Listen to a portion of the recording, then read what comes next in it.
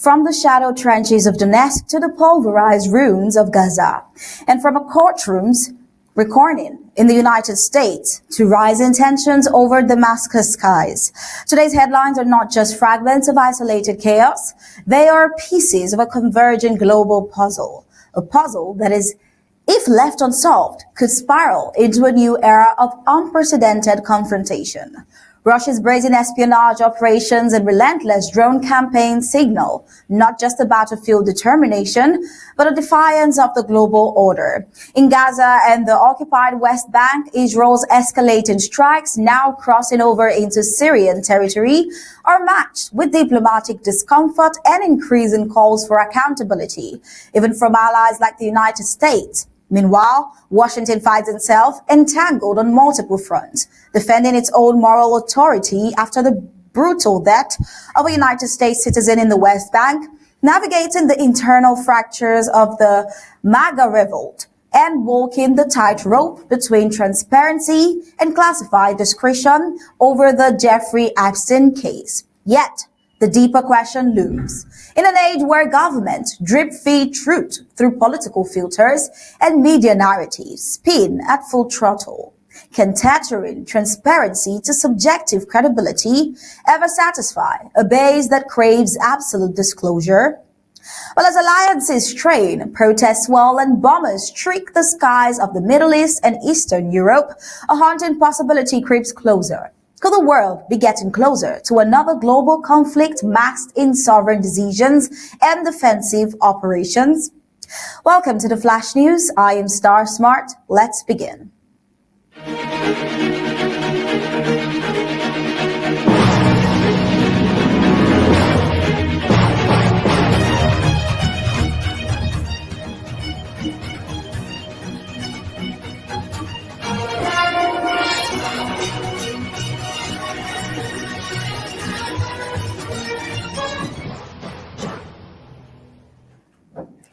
Well, in a move stirring quiet concern amongst Western officials, the Russian Federation has officially granted citizenship to Daniel Martindale, an American national who reportedly spied on Ukrainian forces for over 2 years, according to state media outlet TASS. Martindale operated undercover in the Donetsk region, supplying the Kremlin with detailed intelligence on Ukrainian troop movements and sensitive military infrastructure still under Kyiv's control. Martindale, a 33-year-old originally from Indiana, is said to have arrived in Russian-occupied Donetsk in early 2022 under the guise of missionary work. Over time, he embedded himself within contested zones and cultivated access to frontline information. Russian authorities confirmed he was instrumental in assisting military operations, including the strategic advancement on Kurakhove in October 2023. Following an alleged breach in his cover, Russian special units evacuated Martindale from the combat zone in the fall of 2024. On Tuesday, he was ceremonially awarded Russian citizenship by a Kremlin representative and was also honored with the Order of the Donetsk People's Republic, an award previously reserved for key contributors to the region's military successes.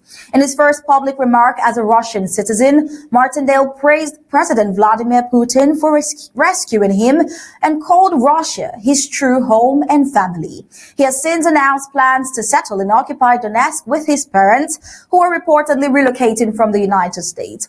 The United States State Department has so far claimed and declined to comment on the matter, as debates intensify in Washington about the implications of such ideological defections amid an ongoing war.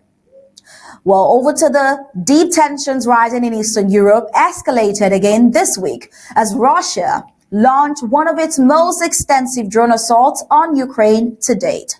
striking multiple cities overnight with over 400 drones and at least one ballistic missile.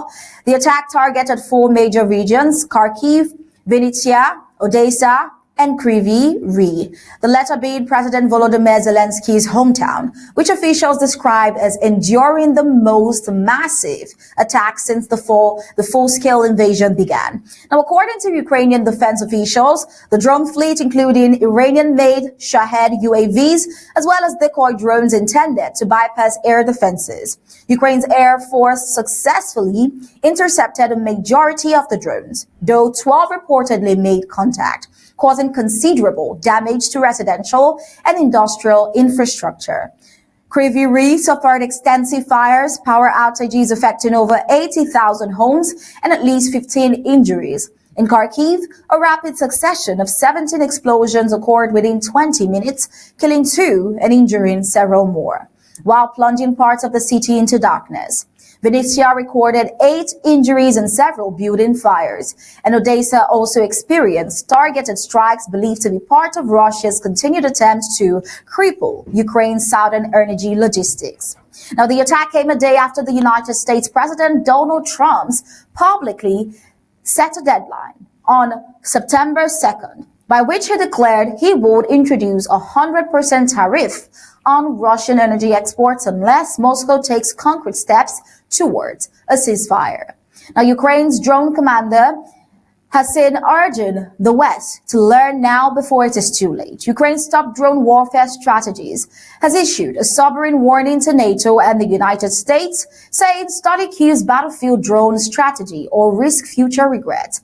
Speaking to both foreign press and internal defense audiences, the commander called on allied forces to adapt Ukraine's combat-proven drone systems, warning that failures to do so could leave Western soldiers asking difficult questions, particularly their children asking questions like, when will daddy come home? Now, the message is being seen not just as a plea, but a challenge. Ukraine's military has become a global case study in how relatively low-cost, high-impact UAVs can shift the balance of war. Now, using modified commercial drones and homegrown tech, Ukrainian forces have outmaneuvered Russian electronic warfare systems on multiple occasions, often rewriting tactics in real time. The United States and several NATO countries are now showing increased interest in these Ukrainian-developed technologies. President Zelensky confirmed last week that preliminary talks are on the way to license the production of certain drone models for allied militaries. He also hinted at ongoing discussions with the Trump diplomatic camp, which has reportedly shown support for Ukraine's technological self-reliance, provided European allies increase their financial contributions to the war effort. Indeed, Trump's recent pledge to secure additional Patriot air defense system for Ukraine, largely through NATO cost sharing, is seen as a nod to Kyiv's effectiveness on the battlefield. It also reflects the president's America first, but not America alone strategy, where allies take a more equal share of both the financial and strategic weight of global security. In a war defined as much by aerial robotics as by artillery, Ukraine's appeal is clear: invest in the future now or be caught unprepared in the next geopolitical flashpoint. Away from the Ukraine war and onto the war in Gaza. At a high-stakes international conference in Bogotá, we see the United Nations Special Rapporteur, Francesca Albanese, delivered a fiery call for urgent global actions against what she described as Israel's genocide in Gaza. Now, addressing diplomats from over 30 countries, Albanese urged for sanctions, severed military ties, and the suspension of private sector engagement with Israel, pointing to over 58,000 Palestinian deaths since the war escalated in late 2023. Even the forced displacement of the Palestinians, which has occurred for decades under the watch of everyone, including the United States, has become part of the U.S. foreign policy, while declaring that Gaza is a construction site, is to be turned into the Gaza Riviera and the Riviera of the Mediterranean Sea. And also the US is clear, not only has provided weapons, is the first arms suppliers of Israel, but has also provided political support and is really engaging into mafia-style intimidation of so many who are trying to stop it. And this is why I keep on saying it's about also breaking the silence. Look, something that I've said before, there are 193 members of the international community, of the United Nations. It's about time that the other 191 realize that they have nothing to gain from the criminal endeavor which is committing a genocide which has turned into a genocide in Gaza. And also this must be a wake-up call for all of us, besides member states, as citizens of our own countries and of a global society. Those of us who do not control weapons, algorithms, and large wealth, what do we have to gain from it? Don't we see that this system is also experimenting with weapons and containment techniques over a defenseless population? Do we really believe that this is going to be limited to Palestine and the Middle East? Well, while her words were echoed in several international delegations,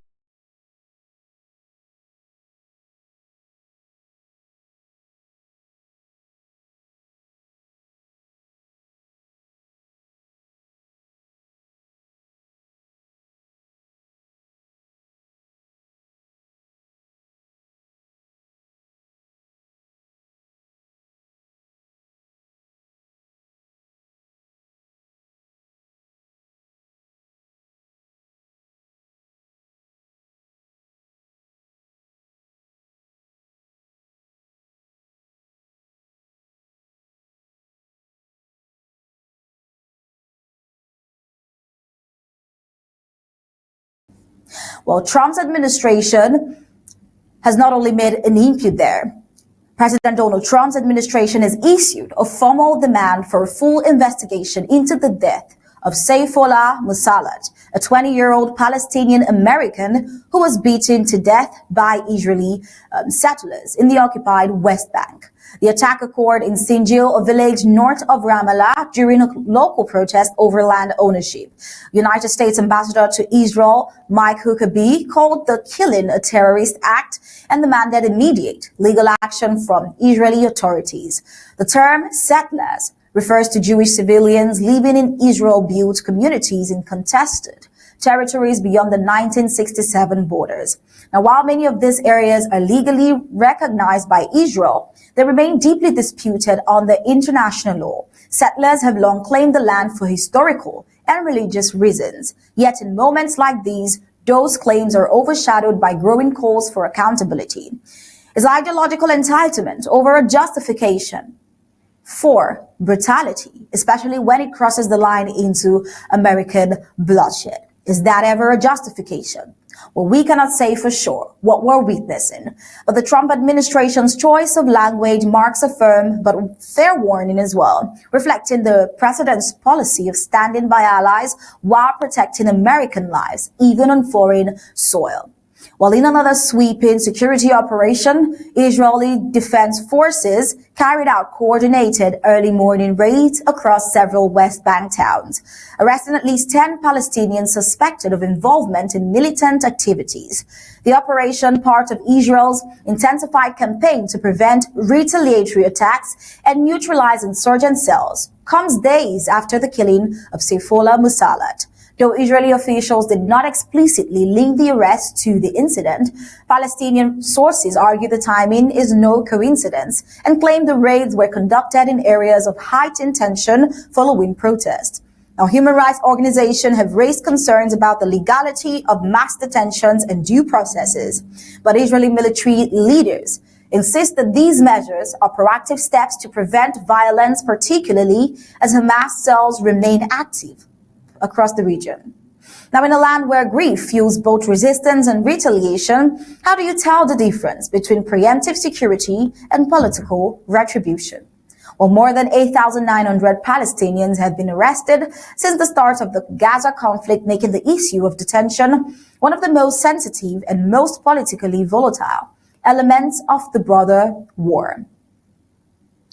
Well, over to the United States and away from the wars. We see at a press briefing this week, President Donald Trump voiced support for the release of any credible files related to accused sex trafficker Jeffrey Epstein.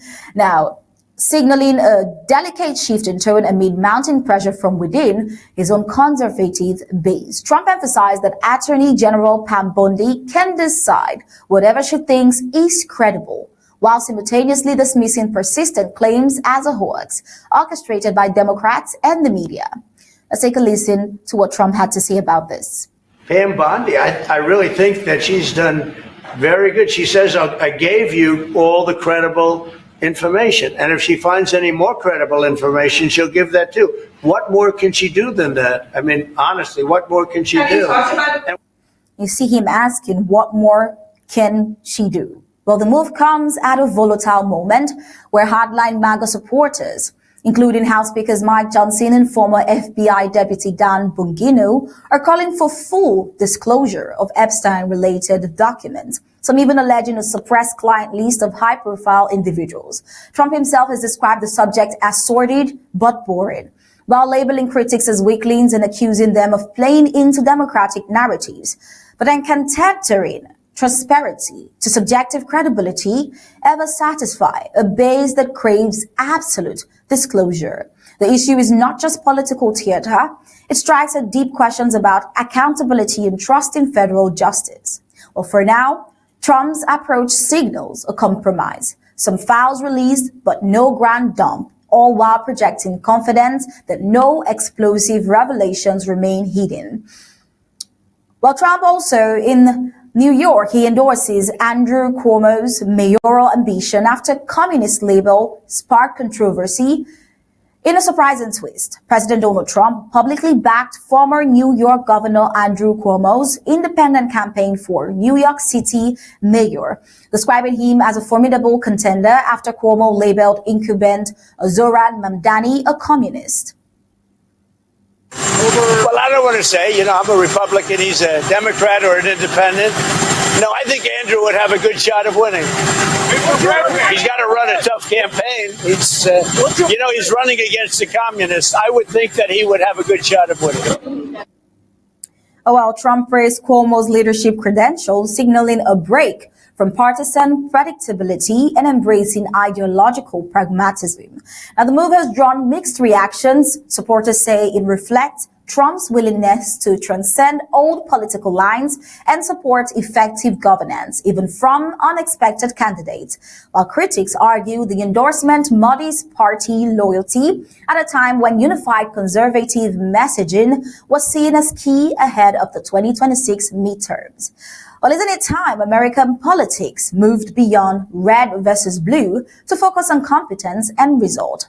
For Trump, aligning with Cuomo, who shares his tough-on establishment posture, may be a calculated effort to appeal to moderate and suburban voters ahead of future national elections. Still in the United States, a recent federal court ruling has put a check on President Trump's expanded travel ban by mandating the United States government to admit at least 80 fully vetted refugees whose entry had been blocked, ruling that the ban cannot override existing refugee protections. Judge Jamal Whitehead of the United States District Court emphasized that by its plain terms, the proclamation excludes refugees from its scope, sharply criticizing the administration's attempt to unilaterally override Congress's statutory refugee admissions framework. The ruling impacts refugees from the 12 countries previously targeted by Trump's June executive order. The administration now faces the challenge of balancing its signature immigration controls with judicial limits rooted in law and humanitarian precedent. As the White House considers its appeal, this decision raises broader questions about executive power versus legislative authority and the future of the United States refugee policy under Trump's continued leadership. Well, as the drums of war grow louder in Ukraine and Gaza, and as domestic fractures inside global superpowers widen under political heat, the line between conflict containment and collapse is growing dangerously thin. Well, today's news is not merely a window into war zones. It is a mirror reflecting the world's unraveling stability. If global leaders do not step back from the edge, tomorrow's headlines may not ask what happened, but how did we let it get this far? Well, that brings us to the end of our Flash News for today. Thanks for watching. And for untold stories from the home front, do not forget to tune in at the top of the hour, 8 p.m. Amber time. Thank you for watching. Until next time, we'll leave you with ABC Amba TV images.